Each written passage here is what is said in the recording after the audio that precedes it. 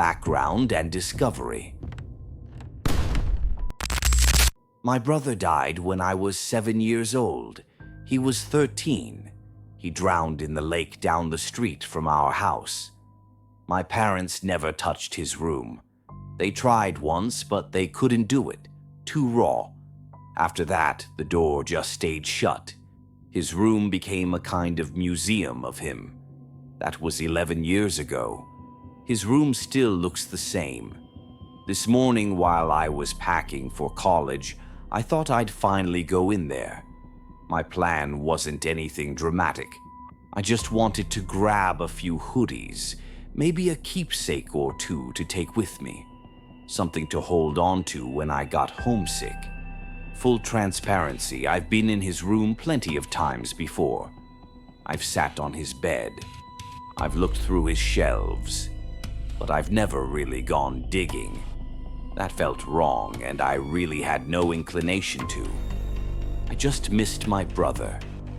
That wasn't my intention today either. It wasn't my intention to find a stack of DVDs shoved into the bottom drawer of his dresser. There were 3 of them, just labeled 1, 2, and 3. The only DVD player in the house is still hooked up to his old TV. Everything else went streaming years ago. For a minute, I told myself not to do it. They weren't mine. They probably didn't matter. I picked up some of the items I had collected, put the DVDs back in his drawer, and returned to my room. The calling. Tonight they started calling to me. I know how that sounds. I know you're thinking it was just my curiosity eating at me. But it wasn't like that. It felt physical, a pull in my chest. So I crept back across the hall, slipped into his room, locked the door behind me so my parents wouldn't hear, and I put in the first DVD. It was a home video. I didn't even know we had any.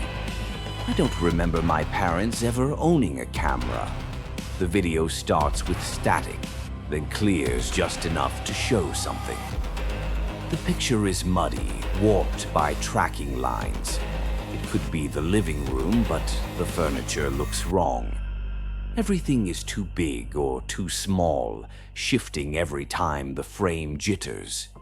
Sometimes it almost looks like a bedroom, sometimes like a hallway. No faces, no clear shapes, just flickering shadows that don't match what the voices are saying. Because there are voices. Familiar ones. Laughter, clinking dishes, and my mom calling my brother's name. It sounds like family in the background, just out of sight. I hear my brother's laughter, and the sound swallows me whole. It rings through my head, bouncing off the bones that make up my skull. The other voice. Then beneath it is another voice. Low, deliberate, close enough that you couldn't miss it. You haven't noticed yet. Then the video cut off.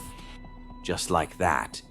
I scrambled to rewind it, not even thinking about the other 2 discs still stacked under the TV. I just wanted to hear him laugh again. That laugh.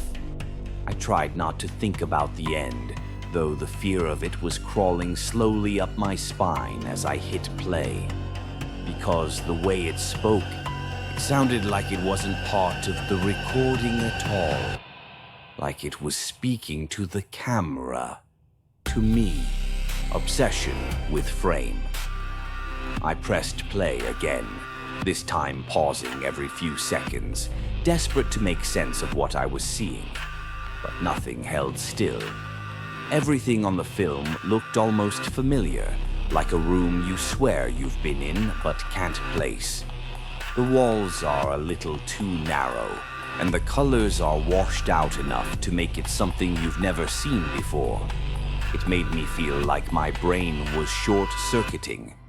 Then I froze the frame just before the moment he laughed.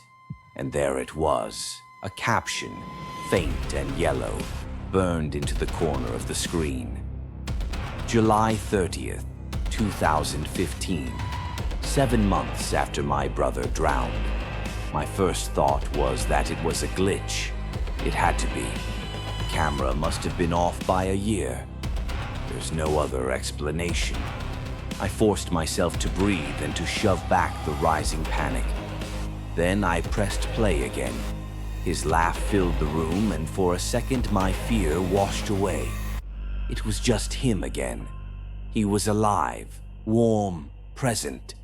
A bittersweet rush of comfort and grief. But then the voice returned, closer this time, wet against the microphone, broken and cutting in and out, like static. You noticed. Breakdown. I ripped the DVD out of the player and threw it across the room. I don't even know why I did it. Adrenaline, I guess. My hands were shaking so hard I couldn't control myself. I'm trying to think of logical explanations. I want to believe there's one, but every reason I come up with feels paper thin. I just bolted back to my room and dove under the covers. Like that would help. I don't want to watch the other videos. I don't, but I can feel them pulling at me, like they're not finished.